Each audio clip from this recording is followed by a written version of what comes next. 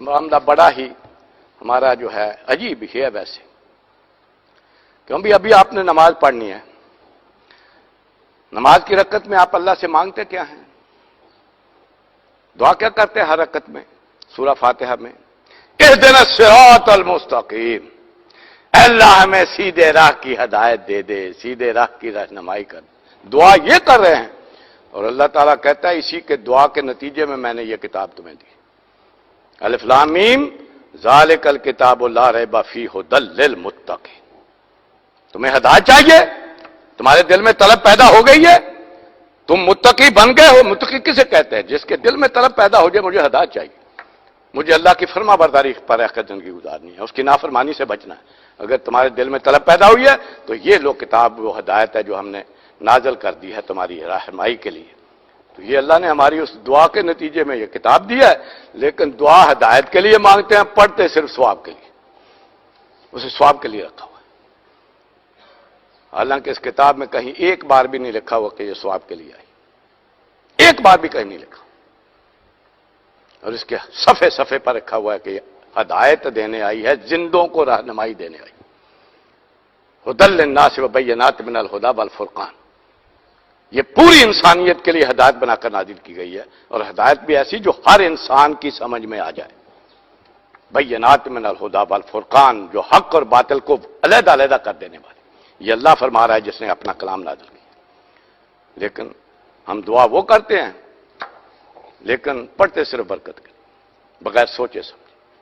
حالانکہ ہدایت تو ملے گی سوچ سمجھ کے پڑھنے، اس کی ہدایت تو تب حاصل ہوگی یا اس کے سننے کی کوشش کریں یا اسے پڑھنے کی کوشش کریں۔ ان دونوں کا اہتمام نہیں کرتے اور سمجھتے ہیں ہدایت مل جائے، تو ہدایت اس طرح نہیں ملتی۔ اگلی آیت کا تو اور بھی عجیب معاملہ، ساتھ ہی ہم یہ بھی کہتے ہیں صراط الذین انعمت علیہم، اللہ ان کی راہ دکھا جن پر تیرا انعام ہوا۔ وہ کون تھے؟ انبیاء، صدیقین، شہداء، صالحین، ان کا راہ دکھا۔ غیر المغضوب علیہم ولا الضالین، اللہ ان کا راہ نہ جن پر جو گمراہ ہو گئے یا جن پر تیرا غضب ہوا۔ یہ کون ہے؟ یہود و نصارہ، عیسائی اور یہودی کہہ رہے ہیں اللہ ان کی راہ نہ دکھا، اور پوری کوشش کر کے ان کی روش اختیار کرنے پر تلے ہوئے۔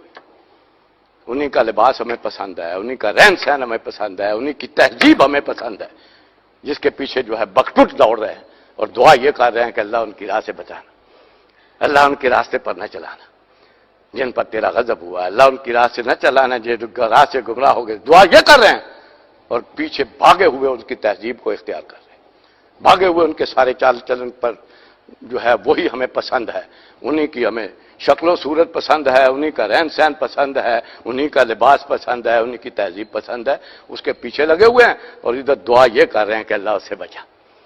یہ ہے حال ہمارا کہ جو ہر دعا میں ہر جو بھی ہے پڑھنے والا دعا یہ کر رہا ہے، اور اس کے مطابق عملی صورت جو ہے وہ اس کے الٹ ہے کہ جو اس کو اختیار کی ہوئی ہے۔ تو یہ ہے اللہ تعالیٰ اس سے ہمیں بچائے۔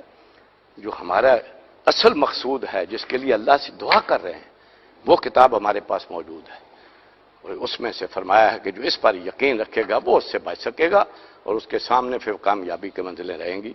اللہ تعالیٰ اس پر ہمیں یقین دے۔ یہ آج بھی اسی طرح ہدایت ہے جیسے نبی اکرم صلی اللہ علیہ وسلم پر نازل ہوئی ہے، اس لیے اس نے محفوظ ہم تک پہنچائی، اور اس کو ہدایت بنا کر اس کی ہدایت پر عمل پیرا ہو کر وہ راستہ اختیار کریں کہ جو اللہ کے نیک بندوں کا ہے، اس کا اپنے سلف کی طرف جائیں، ان کی طرف جانے کی بجائے، ان کی روش اختیار کرنے کی بجائے جو غیر المغضوب علیہم ہے اور ولاضالین ہیں، ان کی روش کو چھوڑ کر اپنوں کی قدر پیدا ہو، ان کے راستے کو اختیار کریں جس کے لیے دعا کرتے ہیں۔ اللہ ہمیں اپنی دعا کا مصداق بنا دے۔ بارک اللہ لی ولکم فی القرآن العظیم ونفعنی وإیاکم بالآیات و ذکر الحکیم۔